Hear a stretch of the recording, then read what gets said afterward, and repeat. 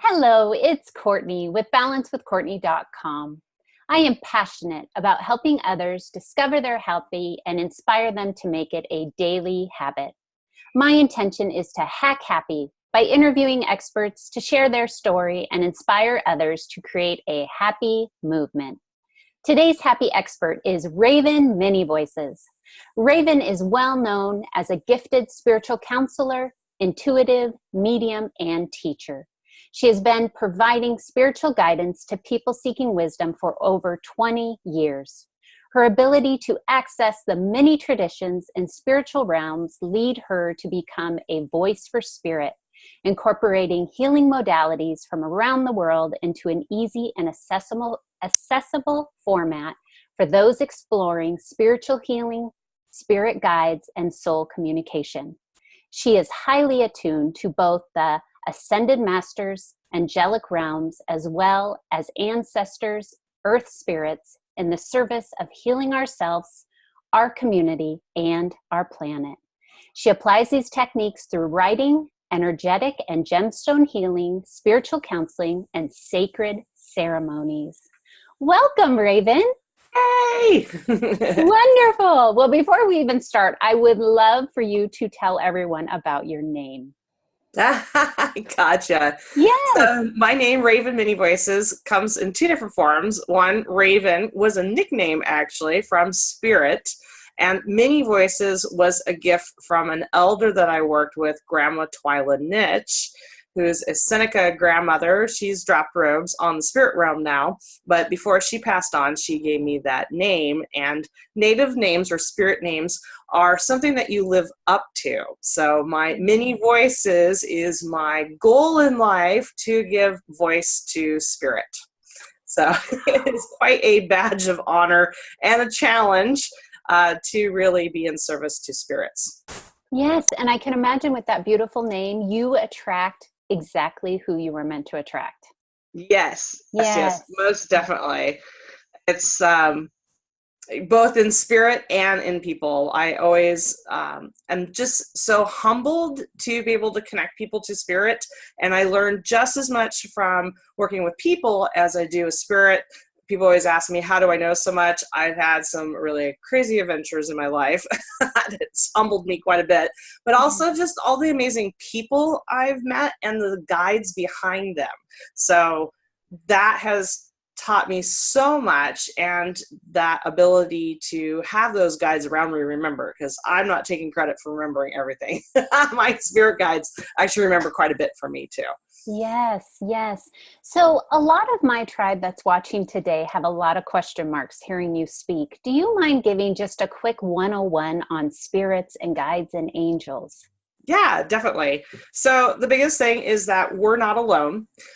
We have this amazing group of beings around us, and there's a lot of different ways to look at that group of energy beings. It's okay if you just believe in angels. It's okay if you just believe in your loved ones that have passed the other side, or you really feel the beauty and energy when you walk in nature. Those are all guiding forces in our lives that we have access to be able to walk this path, because we're never meant to walk it alone.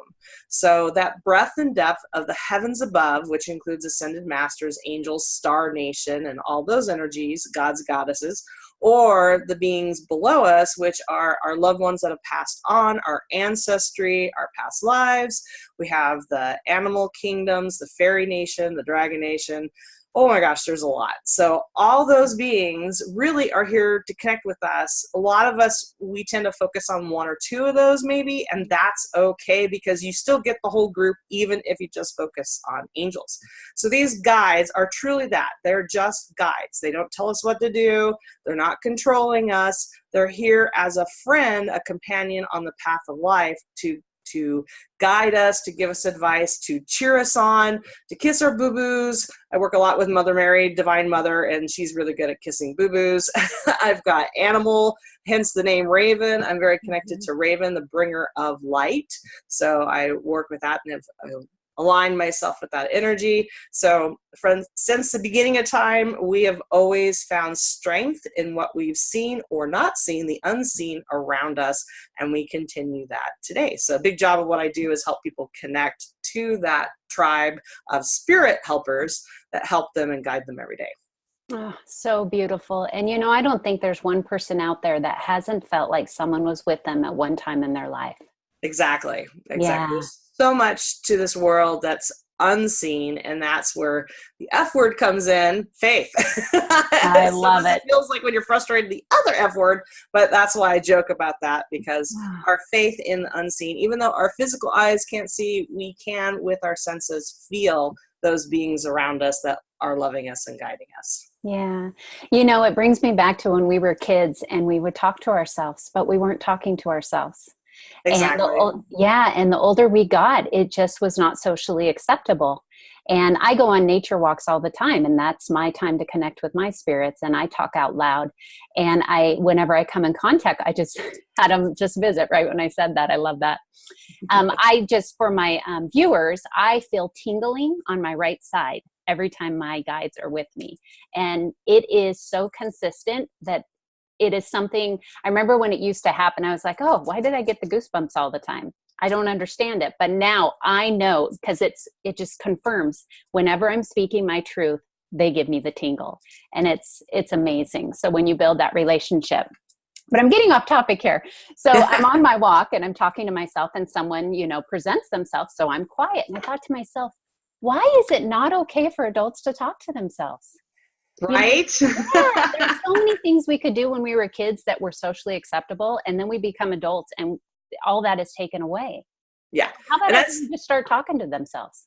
Well, and that's something big that, for 20 years I've been helping people. And let me tell you, the number one thing I get asked is, how do I see my guides? How do I talk to my guides? How do I interact with them? And what I discovered is exactly what you touched on, is that as kids, we don't have those filters in place, so we can see spirit, we can interact. But as we're growing up, we get told, you have to be a big girl, you have to be a big boy, it's time to grow up, it's time to stop doing those silly things. And we literally shut down our third eye. So our inner child is actually connected to our third eye that helps us perceive spirit. So when I'm helping clients, people through workshops and classes, one of the first things I do is I have to help them go to their inner child and give them permission to see again, to make believe. Because it's through our belief, make believe, that we can access these different realms. I'm a big champion and voice for dragons. A lot of people didn't even realize I can talk to dragons and work with them as a spirit guide. Yes, you can. And they're amazing. They are so pervasive in all of our culture and cartoons and all over the place, because they have a huge influence on us. But we stopped seeing them when we closed our third eye as little kids. And that little kid still lives within you. So you have to say, I give you permission to make believe again, to see the unseen. And then, doors open up. Yeah. And even as adults, I think we all have something that takes us back to our childhood. For me, it's rainbows, right? And that's what that is. We really need to embrace those things that give us that giddy kid feeling and bring more of that into our life. Definitely can say birthday cake. I just had my birthday here last weekend and had chocolate birthday cake, and I was definitely indulging that inner child. She was very happy. And what a perfect topic to get us into talking about our happy, because the more we bring that brings us joy and makes us feel good in our life, the happier we are. So will you tell our listeners how you found your happy? Holy cow. This is a life journey. And actually, we just nailed it, is that we're really happy when we're kids. Mm-hmm. And as we have experiences, people tell us how we have to behave or have to be, or we have different experiences, we can shut that down. So our journey is from a kid to a kid. And having beautiful parents that are moving into that into life kind of place, and just losing my mother last year and seeing her go back into that kid-like stage where eating potato chips was her complete joy was amazing. It brought everything full circle, is that we really, our job as adults is to find our inner kid and let it loose and let it play again. And holy cow, I mean, a lot of us have really had some difficult years. I mean, I'm not excluded from that. The last 5 years have been crazy. I have gone from a car accident to uterine cancer to being homeless to losing my mother. Yeah, these are not happy things. These are opposite of happy. But through that, it's always usually in hindsight that we realize, oh, there really were some fun, happy things in there, like hidden little gems. And that's like, we get to be like detectives. We have to detect where that happiness is and find it. A good friend of mine challenged me. She's like, what brought you joy last year? And I'm like, ooh, I had to kind of sit and think about that. And it's interesting because, you know, when we're young, chicken nuggets are like the passion for us. But as we get bigger, you know, chicken cordon bleu might be a little bit more to our taste because our palates like develop, right? Yeah. So yeah. that goes for our emotions and everything too, because there was a lot of grief last year losing my mother. And it's going to sound kind of weird, but when I sat and thought about the joy, what popped in my head was actually the process of grief. So how can grief bring happiness? And the biggest part of happiness I got is happy that I know I can get through that I can lose a parent and go through all those amazing emotions and appreciate the anger, appreciate the sadness, the depression, the grief, the loss, all of it, and know that I can come out on the other end and still be me.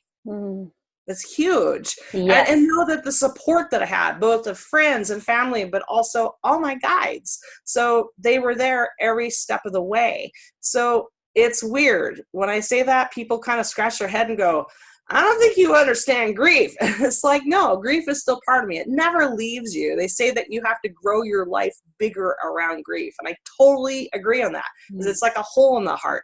But it doesn't mean that happiness, joy, and the other emotions aren't there.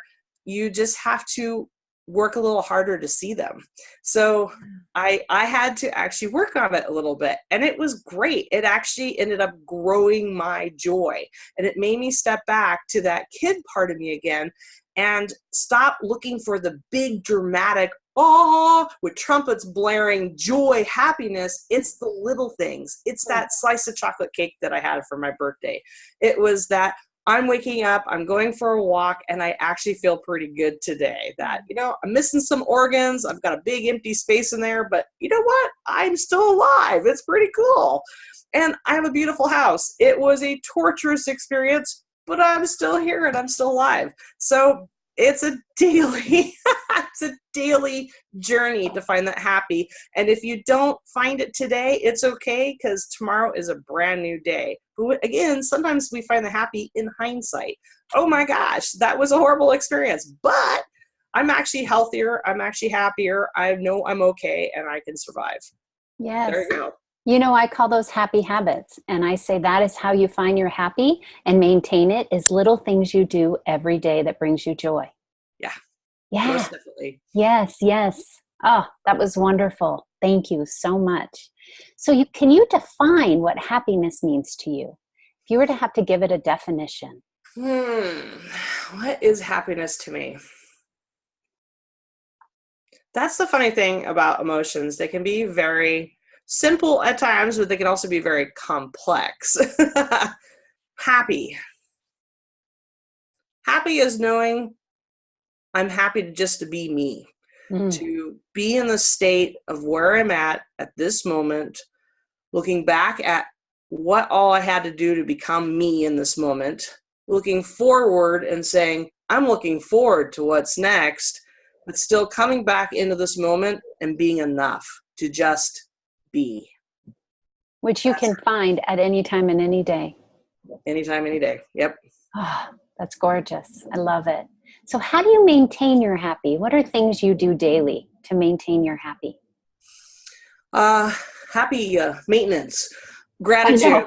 And for some of the most simplest of things, I know a lot of people know me. When I talk about gratitude, one of the first things I mention is a toilet brush. I hate sticking my hands in a toilet. Absolutely hate it. So whoever invented a toilet brush, I salute you. I am so happy you invented that. So it's weird little things that you're happy for. Like, I am so happy for this technology that we have, that we can be able to connect this way. Well, yeah, where are you right now?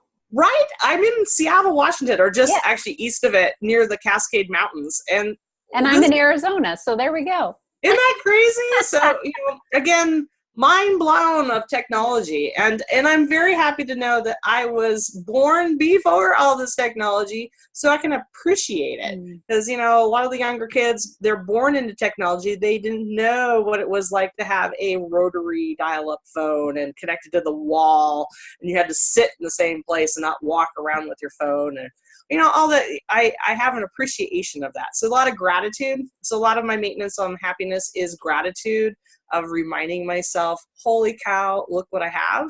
My happiness comes from that giving away, of sharing. That's my spark, is I love sharing, and I love sharing spirit, because I am a gifted seer. I'm an oracle. I can really tap into all that, but I was born this way, and it's very easy to take it for granted that people can't see and access spirit the same way. So when I get to share that and see something like you saw, the chills, and you feel it, it is so awesome to see that, because we're all wired a little bit differently. So to be able to have that aha moment, to share that with someone, share that enthusiasm, that is such a joy. And then it's just remembering to take care of myself. And that's a big one, because a lot of times our joy does come from helping others, does come outside of ourselves. It comes from all those things we have around us. But really, when we get down to it, the only thing we truly own is right here, and not my clothing. We're talking your flesh, your hair. And that is yours. Is the only thing you truly own. So to take care of that and to love it is the number one. Out of all the things I just said, that's the number one thing, is taking care of myself too. And if that means just breathing and having a cup of tea with my guides going, okay, well, I'm alive, what's next? Then that's perfect. Yes. And isn't that the number one thing people do not do, is take care of them? They put all their energy into taking care of everyone else, when this is the vessel where all the answers are. This is the vessel that needs to be taken care of before you do anything else. So I always say, me first. Me right? First. And not only is it, because, we hear the phrase a lot, it's our temple. And of course, we want to treat it like a sacred temple that is, but it is completely an amusement park too. Yeah. So... And then you got to decide, are you a merry-go-round? Are you a roller coaster? Are you the tunnel of love? We got to laugh. We got to loosen up. We're way too serious, especially in the spiritual community. My goodness. So we're supposed to make funny faces. We're supposed to make mistakes. We're supposed to burp and scratch like everybody else. Yep. And it's all good, because this is an amusement park too. I know. And when we can let all that go and just be our authentic self, before you know it, you're giving permission for other people to do the same. I don't know how many times people have said, oh my gosh, you were just so yourself on your videos. You inspire me to be able to be myself and say whatever I want, just put myself out to the world. People connect with that. Yeah. Oh my God, it's totally. Like and that's the secret. I think so many people want to change everybody around them. And the secret is, you have to change yourself. Yeah. You have to be a light, a magical force for the world, not change the world into your reality. Literally just channeled that through with Archangel Michael yesterday, I swear, because that's huge right now. Everybody's so frustrated. Everybody sees everybody as so negative and so, disconnected, or doing this or doing that. And they just want them to be them. But that's the miracle of life, is that we're each and every one of us different. We each have our own perspective. We each have our own timing, and we each have our barometer of happiness. So really, you got to find your own happiness. It's going to be different for everybody. Give me a nice warm fuzzy blanket, a stuffed animal, and a nice cup of tea, and I am happy as can be. But that might not be the same for somebody else. Right. So, and that's okay. That you don't have to be like everybody else, and you can't force everybody to be like you. That right there is a lifelong mission. And it's good. It's a good thing. Yeah. You know, I want to go back to what you were saying about losing your mom and appreciating little moments throughout the day. Yeah. A lot of you know I'm traveling, and this journey, we've been on this journey now for 4 months, has not gone the way we even imagined it would go. And there has been a lot of roadblocks and a lot of things that don't feel so happy inside. And it has really taught me to every situation, look at the positive aspect and what this is creating and be grateful.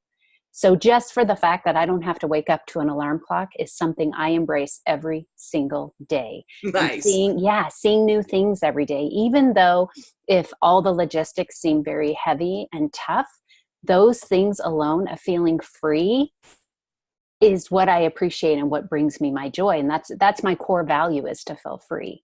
So as long as I'm doing that, I'm still, even though the stuff around me might not feel happy, I'm still happy inside. I can hold on to that. Nice. Yeah, yeah.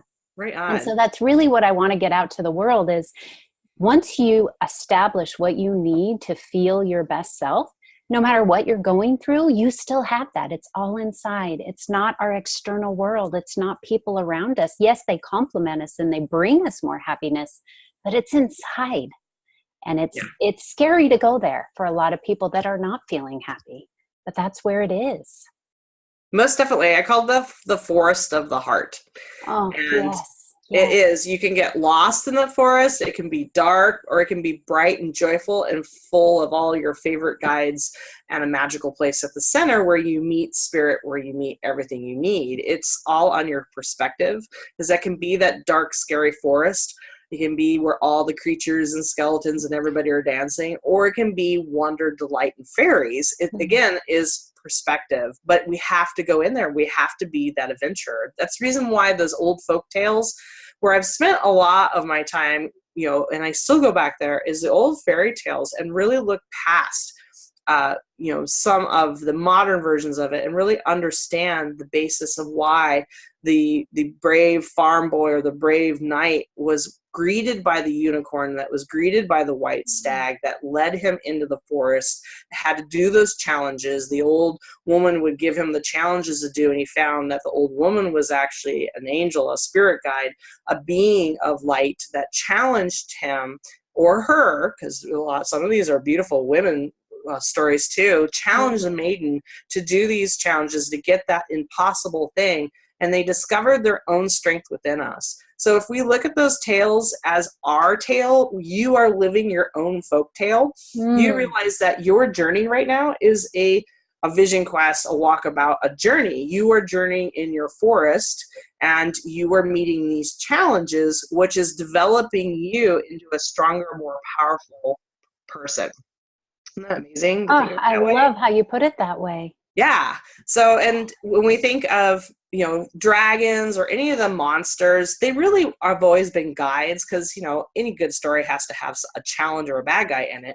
And oftentimes people see the dragons as bad, but they're actually good. They've always been mentors and teachers. And so when the knight had to go face the dragon in the fire, that was really him facing his own ego, him facing and rising up to his own strength and power, and realizing that he can defeat that own monster within him. Because when we look past what the dragons reflect to us, we realize they're beings of love, but they make us stand in our power. And that goes for any of the different guides. They challenge us. They hold up that mirror. And always, who's really challenging us is always ourselves. We're challenging ourselves. So when we can accept that and realize that we are the monster in the forest of our heart, when we go and give it a hug and say, you know what, I love you and I forgive you, and you are just beautiful as you are, then that monster garb melts away, and we see the fluffy, amazing being that's in front of us, which usually melts, it ends up being us. So good job on your journey right now. This is that transformation. Your mobile home, your teepee on wheels, as we like to say, is your cocoon, is your chrysalis, and you literally are moving your chrysalis around, as you're transforming and those wings are coming forward.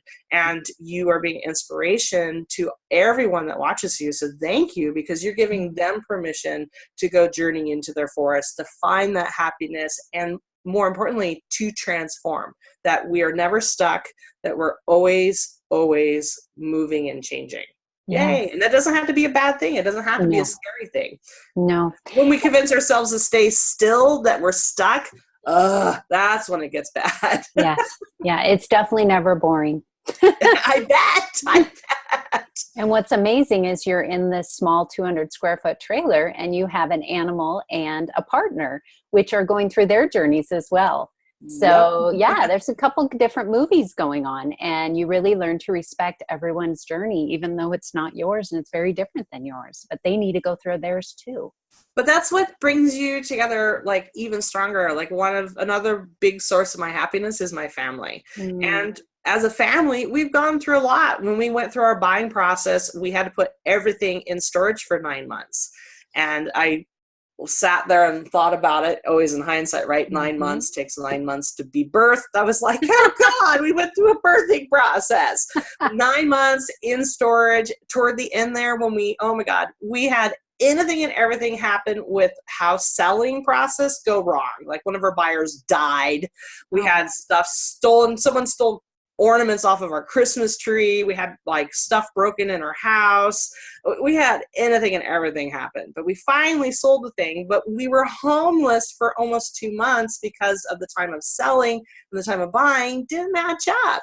So we ended up having to stay with our family, and that was crazy. And it's like, yes, again, it's about perspective. I could, like, just be angry and upset and still be scarred from that whole process. But I actually have a lot of gratitude, because that journey actually brought my family together stronger. Like, everybody pitches in to keep the place cleaned up because we appreciated having a clean space. I got rid of 62 carloads of stuff because I realized I didn't need to have it in my life anymore. I mean, one, I had to get rid of a bunch of stuff to put it all in storage, but it's continuing. We've been here now a year and a half in this house, and this year, 2019, I'm, like, chucking more stuff out the door, because I'm just realizing it doesn't bring me happiness if I have to clean it all the time. And then we're stored in a box or whatever. So yeah, I'm realizing, wow. So again, sometimes our challenges, that thing that we're put through in that journey, ends up living with us the rest of our life and changing our perspective. So yes. Yay! Yes. I can't wait to see after your journey, when you feel like it comes to completion, in hindsight, what you learn. That's going to be a book in itself. I was going to say, that is a book. That is definitely a book. And, everyone's talking about Marie Kondo right now on Netflix, her tidying up. And it seems like 2019 is all about getting rid of stuff. That's the year of the pig. This year in Chinese New Year is the year of the pig, the earth pig. So, and that has, depending on, if you look at astrology or Chinese astrology or zodiac or what you look at, but in Chinese zodiac, the earth pig is all about refinement and enjoying your senses and being here on the earth. So it's a lot about being in the body, taking care of the body, which we talked about. It's also honoring those emotions. But it's also, and this is opposite, because people always think of pigs as really dirty, but they're actually really clean, and they really enjoy their surroundings. So that makes total sense why, with February 4th coming up here, because I know we're recording early, it's Year of the Pig. So we're already getting that urge to clean up our pig pen, our pigsty, and actually make healthy living in the environment around us. This whole year is going to be that way. And anytime you clean, especially your house represents you, because the house represents your body. So start with your heart. That's what I tell my clients, is start with your heart, because your bedroom where you sleep is your heart, and there it radiates out. But all those different places in your house represent different parts of your body. And like, the front of your house is your face that you show the public. Your back of your property is all the behind, all the things that you keep secret.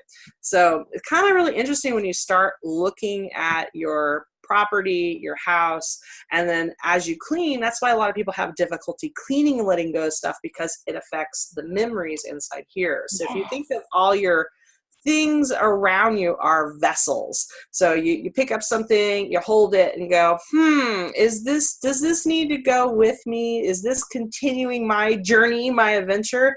Do I need to pass it on to somebody? Do I need to just let it go? Do I need to donate it?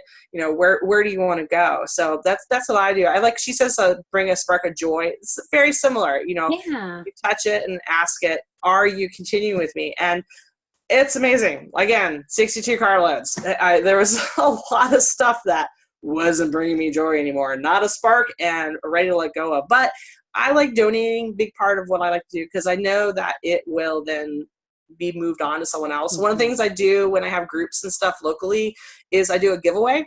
And so I bring all my spiritually loved items, because we all have crystals or cards or books or spiritual tchotchkes that we've picked up along the way. And I know you probably collected some too. And after you get done with the journey, you're kind of done with them, or you've moved on. And so instead of packing them away to collect dust, give them away to someone. So we put them out on the table as a giveaway, and everybody pitches in and brings their items. And then if something draws you to it, you get to take the thing that you need right now for your journey, and you let the other stuff go to who needs it. Oh, I love that. Isn't that great?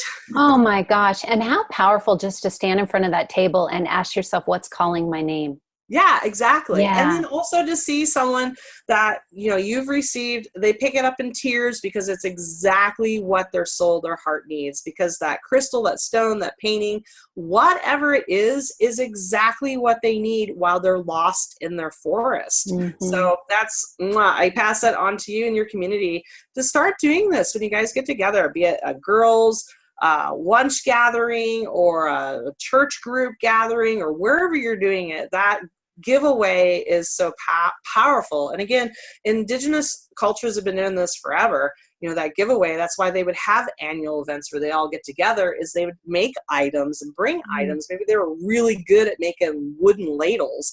And so they would bring them, and maybe they burned in little marks, make them look really pretty. And they would lay out all their ladles. And then all the people that needed a new wooden ladle because they broke it last winter would get one. And then maybe they saw something else, a blanket, because someone else could weave blankets. So this concept isn't new. It's always been here, but I think we need to get back to it, because when we give away from the heart like that, it's again, that powerful sharing moment. And again, that's that spark that brings me happiness, is to share. Yes. You said that. One thing my wife and I have noticed over and over is when we go into parks, we will have people come up to our trailer, introduce themselves, and give us a gift. Nice. We've gotten rocks, we've gotten stones, we've gotten all kinds of things. And I think we've gotten away from that. When it used to be, when we'd get a new neighbor or someone was sick, you'd bring them a meal. You'd come over and bring them an offering. And we've really got away from that. And it just feels so good. What a way to show love. Exactly. And it strengthens the community, because it's all about the community, and the other thing is, we need to stop feeling like if someone gives us something, we have to keep it forever, because we are just two-legged movers. Like, one of the things that the Stone Nation, because I work with and heal with stones quite a bit, and the stone people call us two-legged movers.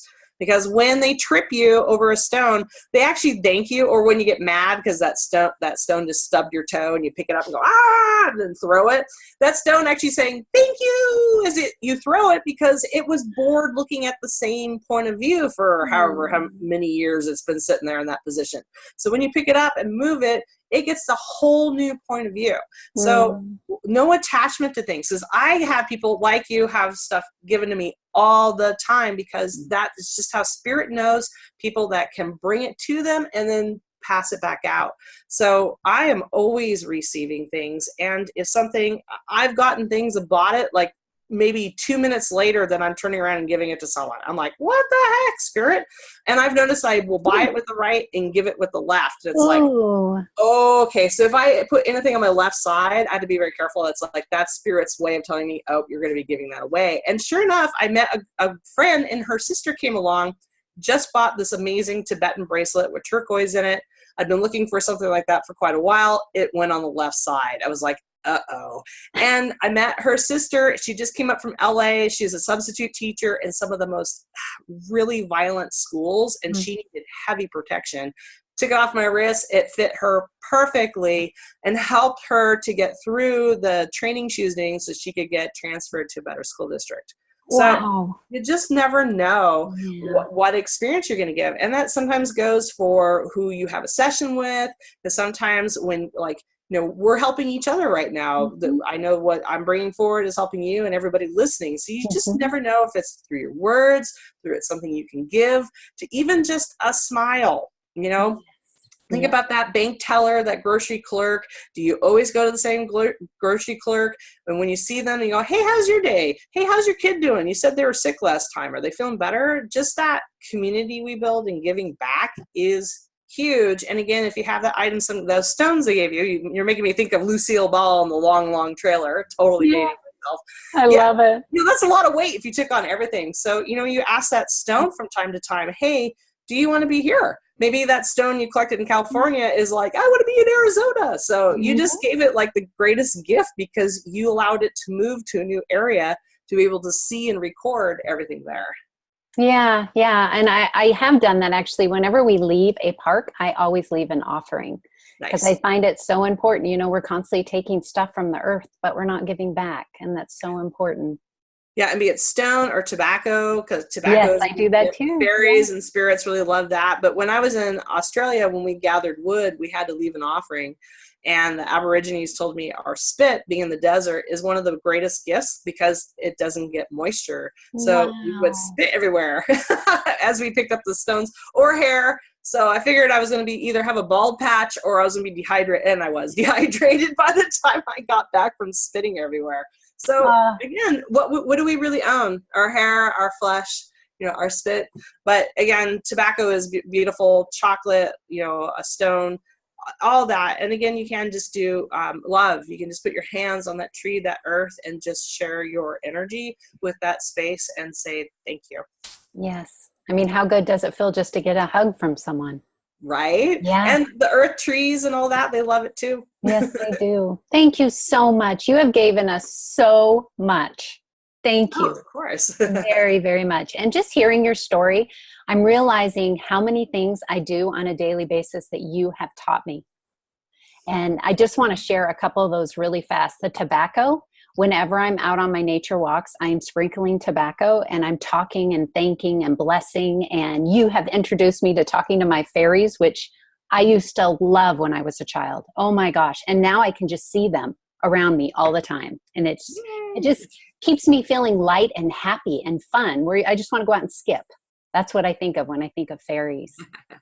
And another beautiful thing you taught me is to take a stone from, I used to be in Seattle, Washington, and to ask all the spirits in my home that want to come with me, that are here for my highest good, to go into the stone and bring it with me. And that stone is right over there and has followed us everywhere. Nice. So thank you so much, Raven. You're welcome. Yay. Yeah. And that's what keeps us immortal, is when we share our wisdom and people use it and continue sharing it. So thank you. Yes. So I would love you to share your Learn It Lives, because I love those and have learned so much through those. Oh, yay. Yeah. Yeah, so I'm up over 40 some classes. And I love, if you are not familiar with Learn It Live, it's a spiritual teaching platform that has classes that are recorded, and there's lots and lots to learn and pick from, which is amazing. And I've been on there now for a couple years, got over 40 classes, and I offer a variety of different classes, from learning how to do a house blessing, to using smudge, to finding that love partner, or continuing to bring love into your life in relationship. That's a new one coming out. And then I also do a series called Voices from Spirit series, where I focus on different spiritual guides and how to work with them. And we've done thunderbirds, mermaids, mythical creatures, Archangel Michael. We've done the 4 directions, animals, and there'll be more and more to come, because I just really want to help people connect to their guides, so that when a new energy comes, you don't have to be afraid of it. So if you have a dragon come to you, you can open up your arms to receive it and not push it away like a monster. Be like, okay, dragon, what are you here to, challenging me and loving me today? So yay, that's why I'm really passionate about these classes and continue to offer them, because they're just so much fun, and they're all recorded. Because I know there's people from around the world that, 10 o'clock on a Wednesday, and Seattle, Washington is not convenient to watch. So thank goodness they're recorded so you can go back and watch them. And once you get it, you can watch it again and again. So they are chock-a-block full of information, meditation, and energetic activations. Wonderful. And I will make sure to have a link at the bottom of this interview of how they can find out about all your classes. Awesome. Thank you. Yeah. And can you also tell them how they can contact you? Oh my gosh, definitely. So Learn It Live, YouTube, Facebook. Voices for Spirit is a Facebook group that you can join, that you can share your adventures with spirit guides. And then me personally is ravenmedium.com. That's my website, my blog, my information, and store is going to be on there so you can purchase oils, sprays, and all kinds of things. And of course, all my classes. So yay. Wonderful. And you also do things in person if they're in the Seattle area, right? I do. I'm up just north of Seattle in Everett, have an office there, and I do workshops, retreats, and classes in the local area too. And again, like you, growing online is the place. So it's fun, be online, mentor online, but also here in the area. So yeah, we got to be multi-talented nowadays, don't we? Oh, you bet. Yeah, I am looking forward to finding home because I miss the one-on-one. I really do. I love social media. I love doing over the phone, but I do miss the human contact for sure. Gotcha. Yes. Thank you so much, sweetheart. This was wonderful. Oh my gosh. And blessings to you and all those beautiful guides standing behind you, because I can totally see him. Michael's like totally waving at me like, hi. So they love you, and it's okay. It's, to spread your wings and to have this time to fly is so beautiful. We all really need that. We can't just do our daily grind. Sometimes we need something so completely different that it makes us appreciate the little things of every day. So thank you for being such an inspiration and being that eagle woman who's flying right now with your partner, with your kitty in this mobile teepee around the world right now, around this US world, because this is huge. You're being an inspiration of that transformation, and all of us need that inspiration in our lives to do the same. So bless you and all the beautiful work you're doing. Thank you so much. Thank you so much. Thank you. Please hang on so we can chat after. Thank you so much for taking time for us and for your growth. I hope you discovered new happy habits to support your happiness. Please reach out with questions, or if you need more support, at Happy Balance Facebook group or balancewithcourtney.com. If you need one-on-one inspiration and support, please book a happy call. I am happy to help. Thank you, sweetheart. Yay! Thank you so much.